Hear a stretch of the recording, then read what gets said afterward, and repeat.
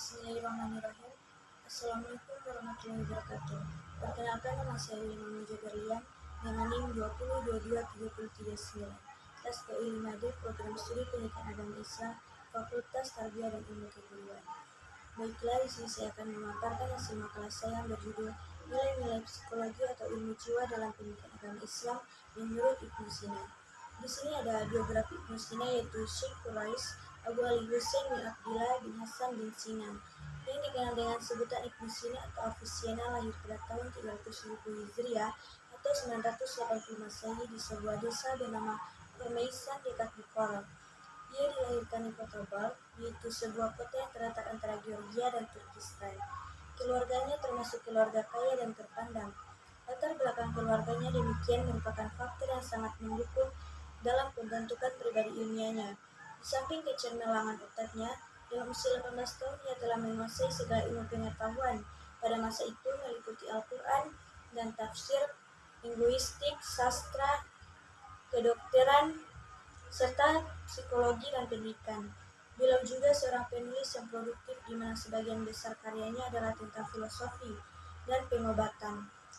Bagi banyak orang, beliau adalah bapak pengobatan modern, dan masih banyak lagi sebutan baginya yang kebanyakan bersangkutan dengan karya-karya di bidang kedokteran. Karyanya yang sangat terkenal adalah Kanun Fikih, yang merupakan rujukan di bidang kedokteran selama berabad-abad. Sebagai seorang ilmuwan, Ibnu Sina telah berhasil menyumbangkan karya ilmiah buku karangan sebanyak 276. Di antara karya besarnya adalah Al-Shifa berupa ensiklopedia tentang fisika, logika, dan matematika, serta Kanun Fikih, sebuah ensiklopedia kedokteran. Di sini saya akan menjelaskan isi pemikiran Ibnu Sina tentang nilai-nilai ilmu jiwa psikologi pendidikan agama Islam. Yang pertama ada definisi jiwa. Menurut Ibnu Sina memiliki pendekatan yang sangat komprehensif dalam menjelaskan apa yang dimaksud dengan Ibnu Sina. Menurut pendekatan Ibnu Sina terhadap jiwa dan ruh merupakan istilah yang sama dan memiliki arti yang sama.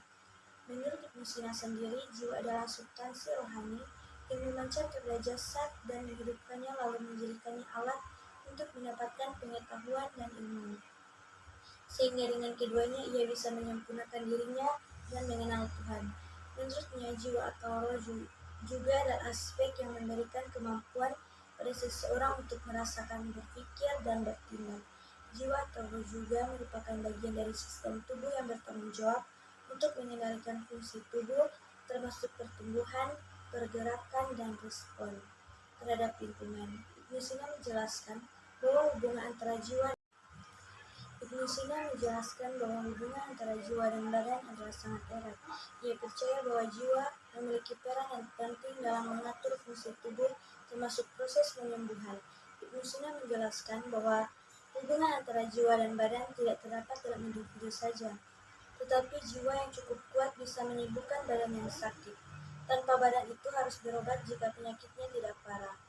Ibnu Sina dapat meneliti hal seperti ini secara ilmiah dan menjelaskan betapa jiwa yang kuat bisa membuat fisik yang kuat juga. Namun Ibnu Sina juga menekankan bahwa penyakit yang parah tidak bisa disembuhkan hanya dengan kekuatan jiwa saja. Namun jiwa yang kuat bisa membantu proses penyembuhan dengan cara memperkuat sistem kekebalan tubuh dan meningkatkan kemampuan tubuh untuk menangani penyakit. Jiwa atau roh juga merupakan bagian dari sistem tubuh yang bertanggung jawab untuk mengendalikan fungsi tubuh, termasuk pertumbuhan, pergerakan, dan respon terhadap lingkungan.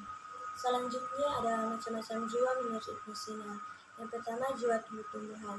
Ini adalah jiwa yang terdapat pada tumbuh-tumbuhan dan terkait dengan kemampuan untuk tumbuh dan berkembang.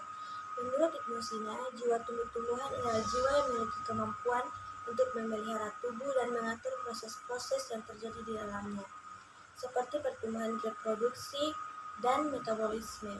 Yang kedua ada jiwa insan. Ini adalah jiwa yang terdapat pada manusia dan terkait dengan kemampuan untuk berpikir dan bersikap rasional serta menggunakan akal. Menurut Ibnu Sina, jiwa insan adalah jiwa yang paling tinggi dari semua jiwa yang ada, dan merupakan jiwa yang paling kompleks dan mampu menangkap dan memahami kebenaran.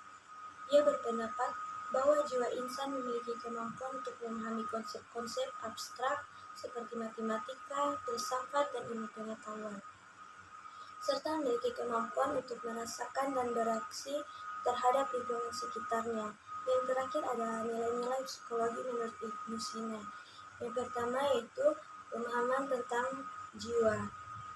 Ibnu Jiwa memahami jiwa sebagai entitas yang kompleks dengan berbagai tingkatan dalam pendidikan Islam.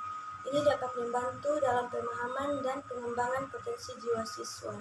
Yang kedua adalah pembentukan akhlak. Ibnu Sina menganggap bahwa pendidikan memiliki peran yang penting dalam pembentukan akhlak dan etika individu.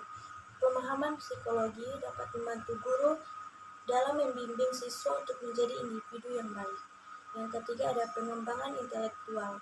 Ibnu Sina menekankan pentingnya pengembangan intelektual dan pengetahuan dalam konteks pendidikan Islam. Ini dapat merujuk pada pengembangan pengetahuan agama dan ilmu pengetahuan umum. Yang keempat ada pengenalan diri. Psikologi juga membantu individu mengenal diri mereka sendiri, termasuk kekuatan dan kelemahan mereka. Dalam konteks pendidikan Islam, ini bisa mengarah pada pemahaman yang lebih dalam tentang agama dan peran individu dalam masyarakat. Menurut perspektif Ibnu Sina, jiwa merupakan bagian yang penting dari keberadaan manusia. Jiwa merupakan bagian dari psikologi yang bertanggung jawab untuk menjalankan fungsi-fungsi mental dan emosional. Hal ini berkaitan dengan pikiran, emosi, dan keinginan yang ada di dalam diri manusia.